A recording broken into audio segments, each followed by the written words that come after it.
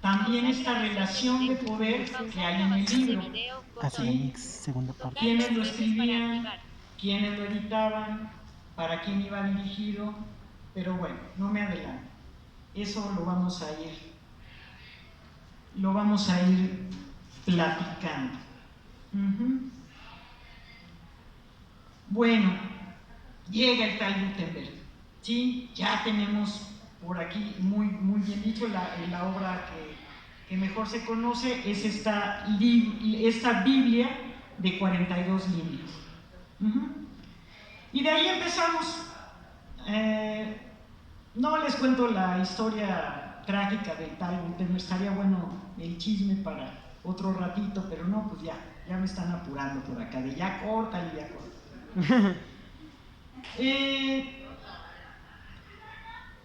Bueno, ya está la imprenta, ya se la robaron al tal Gutenberg, y ya saben, así como sucede en cualquier sociedad, uno no puede inventar algo porque ya todo el mundo tenía su máquina de imprenta, ¿no? Ahora resulta que todos ya, qué fácil, mira, ¿no? Y era tan fácil, ok. Pero, ¿qué creen? Nace la imprenta, pero bueno, pues yo quiero decir que es mi imprenta, ¿verdad? ¿Sí? Quiero tener un distintivo. Porque antes estos impresores eran editores. Es decir, todo se hacía en el mismo lugar. El impresor tenía que fabricar su papel, que era, que también si nos ponemos a hablar de la historia del papel, pues aquí también nos quedamos, ya vamos agregándole tiempo. Pero en realidad, bueno, pues ustedes saben que eran ciertas fibras vegetales machacadas, se le agregaba agua, se hacía una especie como de mezcla, una pasta, que luego se ponía en unos moldes y se ponía a secarse, a aplanar. Pero bueno, ¿qué es lo importante de esta fabricación de papel para estos impresores? Era que ahí podían poner su distintivo de esta imprenta es mía. Y lo hacían en forma de marca de agua, es decir, dejaban un poco de menor espesor en esta mezcla, en este machacado para el secado del papel, y entonces ahí podía poner yo así como que mi bonita distinción, ¿no? Tú pondrías, por ejemplo, un colibrí, ¿no? O algo así, ¿no? Entonces cada quien ponía como una huellita ahí, ¿no? Así como que cuando ponen el cemento en las banquetas y uno va y pone ahí su huella o el gatito, háganme cuenta, así quedaba en el papel. Y eso se conoce como marca de agua. Ustedes, por ejemplo, aquí anduve preguntando y digamos si alguien tenía un incunable para poder enseñarles yo cuál era la marca de agua, porque bueno, del incunable vamos a ver que es una de las características que tenemos que considerar para la validez, digamos, o la originalidad de este incunable, ¿no? Pero no nos vamos más lejos, se utiliza hoy en día también, les digo que todo llega, no hemos inventado nada los postmodernos. Esta marca de agua, por ejemplo, que tenemos que checar en los billetes para que no sean falsos, esa es una marca de agua. Para ver también en las hojas legales, tenemos que ver que se les pone una marca de agua, logotipos, es decir, tiene que ver con la originalidad ahora, ¿no? Pero bueno, desde entonces, ¿pero por qué es importante? ¿Por qué tanto rollo con esta marca de agua? Porque antes no había el libro tal y como lo conocemos. Era simplemente la escritura con las hojas. Sabemos, por ejemplo, de la Biblia de Gutenberg que tenía 42 líneas, pero no decía quién le escribió, quién puso ese huevo, en qué año se imprimió, en tal, ¿no? Es decir, la bibliografía tal como la conocemos ahora, eso con lo que torturamos los profesores a nuestros alumnos de ¿por qué me reprobó maestro? Porque no traía bibliografía, simplemente. Porque ahí en la bibliografía ya ven que ponemos el nombre del autor, el título, el subtítulo, el año, el volumen, les digo, la gallina y el huevo, quién lo puso, ¿no? Digamos, con esto no me quiero burlar de eso, sino es que no, todo eso viene de lo que vamos a ver ahora, de la forma de control del libro. Es decir, en el momento que nuestro tal Gutenberg inventa la imprenta masiva del libro, o bueno, la cuantiosa impresión del libro, pues también los grupos de poder intentan pues controlar, ¿no? Porque a veces pensamos que queremos poner el autor porque pues sus 5 minutos de fama o no, pues que decimos, ah, no, pues sí, es que lo escribió Cortázar, lo escribió, ¿qué se te ocurre? El Gabo, ¿no? Bueno, el maestro Gabriel García Márquez. No era por eso en aquellos tiempos, ¿sí? Sino que nosotros teníamos, bueno, los grupos de poder, ahí ya estoy yo, nosotros, los grupos de poder tenían que, es decir, me refiero a grupos de poder, aquellos que dictaban qué podíamos pensar los ciudadanos de a pie, la población en común. Y los pocos que, pues, digamos, ya no hablar también de la alfabetización, ¿no? Que eso también pues, era poco probable, ¿verdad? Pero bueno, los poquitos decían, bueno, pues tenemos que saber, bueno, quién, ya iba a decir una grandota, pero quién demonios había publicado eso, ¿no? Ah, porque les iba también a decir que editor, decíamos que era esta persona que se encargaba hasta de hacer su papel, ¿no? Significa en latín, en su etimología, el que alumbra, el que da luz, como una cuestión así igual, ¿no? Como maternal, como dar a luz, así, eso es el editor. Ya hasta decimos, es que siempre le echamos la culpa al editor, ¿no? Pero eso quiere decir alguien que realmente, digamos, se encargaba del proceso de todo el libro, no porque quisiera, ¿no? Ahora pues el editor es alguien que está detrás de su escritorio, viendo, tachando, y como lo que decía ayer la escritora independiente Iris Velasco, pues diciendo, pues no pasó tu texto y no pasó, y hazle como quieras, ajá. Pero no, antes los editores eran en realidad quienes se encargaban de, y no lo traje, pero bueno, les iba a enseñar. Al ratito el libro que... bueno, un libro que les podría mostrar, un libro justo de un editor independiente, de un escritor independiente, que como en aquellos tiempos del tal Gutenberg, hacía todo este proceso, ¿no? Que es muy, muy bonito, ¿no? Que ese es quizá lo que tenemos, les digo, a lo que vamos a regresar, ¿no?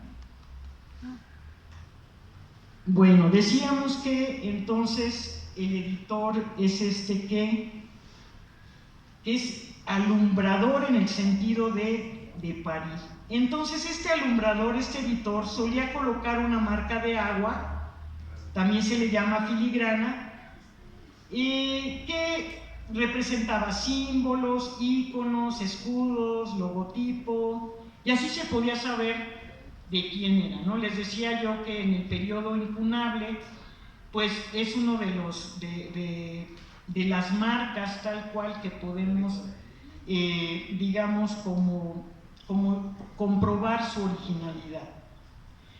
Bueno, siempre, imagínense esta foja de papeles, ¿no? Ajá. Sin portada, no tal como lo sin encuadernada, absolutamente nada, ¿sí? Aquí es donde empezamos a hablar de algo que les digo también nace con el tal Gutenberg, y eso es que siempre ha habido censura. Desde los orígenes, estos distintivos que ahorita vamos a ver, cuáles son, se hacían para censurar. Censura es el juicio de una obra con el fin de reprobar o corregir y aplicar sanción, suprimiendo, prohibiendo o cambiando. Es decir, la censura es mediatizadora en la transmisión de textos por lo común, por motivos políticos, religiosos o ideológicos. Y hoy en día, en la actualidad, no tengo autocensura, por ahí me imagino que también ustedes, sin irnos más lejos, han visto toda esta pugna mediática por el famoso rey del cash, ¿sí? No algo así como que, ¿no? Sí, exactamente. Llega hasta hoy ese tipo de censura. Ajá. Pero bueno, vamos a ver. No vámonos tan lejos, estábamos por allá con el tal Gutenberg, ¿verdad? Es decir, evitar que determinadas ideas o creencias puedan difundirse mediante el libro, con objeto de evitar divergencias con las ideas o creencias dominantes. Ya dijimos, estos grupos de poder, ¿no? Libros prohibidos, lectura corrupta. Hay por lo menos dos tipos de censura, ¿no? La censura previa, pero ¿qué tal si no me entero de que iba a salir Luis Guzmán, ¿no? Con La sombra del caudillo, ¿sí? Pues ya salió el libro, ¿no? ¿Y ahora cómo le hago? Y aparte, híjole, es mi cuate, ¿qué creen? El escritor es mi cuate, pero ya se me adelantó. Ajá. Bueno, pues no censures el libro, nada más adviértele que si vuelve a escribir otra cosa así, ajá, pues lo vamos a censurar. Pero pues como se emocionó Martín Luis Guzmán y dijo, pues vamos haciendo la película, pero pues ¿qué creen que esa? Le dijeron, no, ya no, ¿sí? Porque pues estos grupos de poder, que las ha habido en todas las épocas, dijeron, hombre, sácala, acá nadie lee. Todos esperan a la película, ¿sí? Pero ¿qué creen que sacan la película? Y esa sí me la enlataron muchos años, hasta hace poquito ya la pueden ustedes ver, ¿no? Pero este es un ejemplo en México de cómo, ¿no? Alguien como profesor ya decía yo volver a preguntar, ¿no? Que si alguien sabía por qué tendría que haber sido censurado. ¿Se les ocurrió censurar a Martín Luis Guzmán, ¿no? Aunque él pertenecía ciertamente a este grupo de poder. Hasta ahí le tomo. Bueno, ya decíamos que bueno, entre que la gente no sabía leer, entre que tampoco nosotros leemos, que somos un poco analfabetas funcionales, pero bueno, por los poquitos, ¿no? Se empezó a hacer como que un relajo ahí entre no, ¿qué tal si alguien aprende a leer? No sé, qué sé yo ese chisme no me lo sé bien. Pero el chiste es que las primeras normas de publicación y distribución aparecen en el siglo XV, es decir, pegadito a Gutenberg, al tal Gutenberg. Ajá. La censura generalizada se acentúa en los siglos XVII y XVIII. Ahora ya sabemos por qué, pues por los famosos grupos de poder, ¿verdad?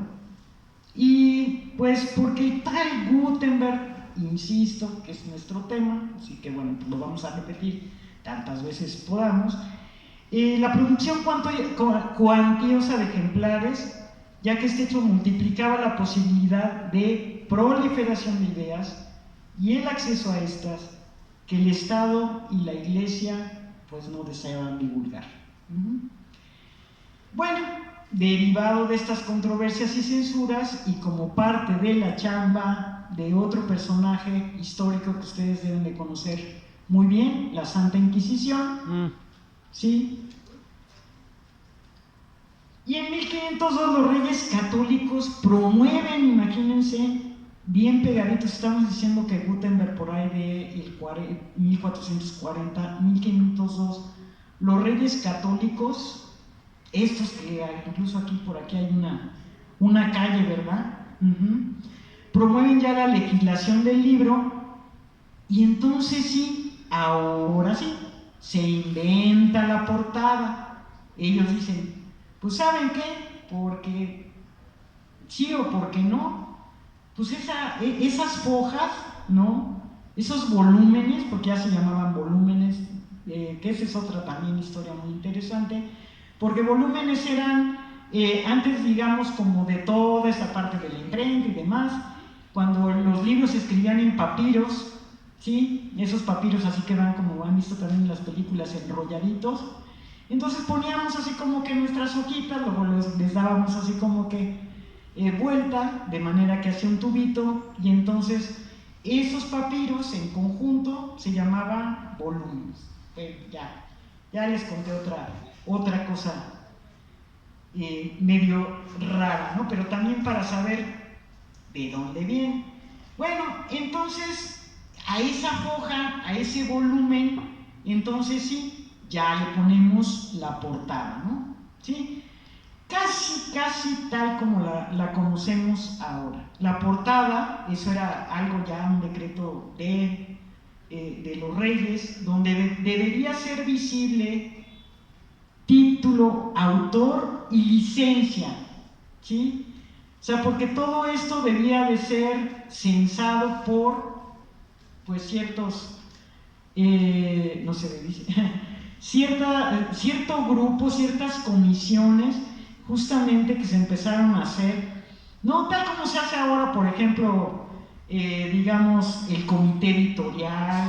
Imagínense, desde entonces también había, pues, los eruditos de la época, la gente que consideraba sabia, los doctores de la iglesia, pues eran los que tenían que determinar qué era lo que se podía publicar. Ajá. Entonces estábamos obligados, bueno, yo les digo siempre, ¿no? Siempre ahí voy de colada. Estaban obligados a poner esa portada donde debería ser visible título, autor, licencia, después impresor, ciudad, año, etc. Ahora ya ven por qué les digo que la famosa bibliografía, que tanto les cuesta trabajo, pues de ahí viene, ¿sí? Que teníamos que poner todo, gracias a estos reyes católicos, ¿no? Pero no creen que era un dato de catalogación, no, era realmente por saber, por querer controlar, ¿no? Yo sé que, bueno, pues que de alguna manera, aquí nuestra profesora Miriam sí les explicó hace ratito todo esto de lo bonito que era catalogar, era justamente catalogar en dos partes. ¿Cuáles libros se podían leer y cuáles no? ¿Sí? Y desde entonces hasta la fecha, yo por ahí el otro día le comentaba a alguien, no sabemos, bueno, estamos hablando ahorita de esa época en donde la iglesia era como las papas fritas para este tipo de detalles. No sabemos todavía qué hay en la lista prohibida del Vaticano, tal cual que esa parte de la Biblioteca Vaticana se llama el infierno. Que hay una parte del cielo y hay una parte del infierno. Ojalá nos podamos vivir para saber qué tanto se prohibió lo que hay ahí, ¿verdad? Bueno, a partir de entonces, del siglo XVI, además de estos datos de identificación de la portada, se añadieron los famosos paratextos, que son el índice, el apéndice, el colofón, pero todo eso para darle legalidad o expurgar, eso es quitar lo malo o dañino de la obra. Esto se llamaba expurgo. Era la eliminación o modificación de párrafos. A lo mejor a veces no había que quemar completa la obra. Bueno, eso les decía, había censura previa. Si nosotros lo cachábamos, bueno, ya no me hagan caso. Los cachábamos antes, bueno, pues se eliminaba, pero si lo hacíamos después, pues ya era digamos, poco probable que entonces sí ya teníamos que o quemarlos o desaparecerlos. Pero a veces como para que decir, bueno, bien, somos como buena onda, se expurgaron. Esto era corregir párrafos, y la corrección se hacía dentro de la misma obra. A veces, muchas veces, el corrector podía añadir ácido o tachar incluso el nombre sobreponiendo autor condenado. Es decir, así como que yo decía, pues este párrafo no, tal como, bueno, a veces aparecen, ¿no? Que ya nos van a decir que estas como censuras, ¿no? Que aparecen tachadas, por ejemplo, en cuestiones de investigaciones legales y tal, y que no se les entiende nada, así era lo mismo, ¿de acuerdo? Otras veces, si el autor era sospechoso de herejía, se colocaba la leyenda autor y obra condenada, se puede leer una vez expurgado. O sea, pues sí, a lo mejor decían, bueno, te vamos a dar chance que publiques, pero pues después de que lo expurguemos, ¿no? Entonces ya, ustedes han oído hablar de ese, que ahora es una honorable profesión, el corrector de estilo. Pues ese era un expurgador. Ajá. Y ahora no,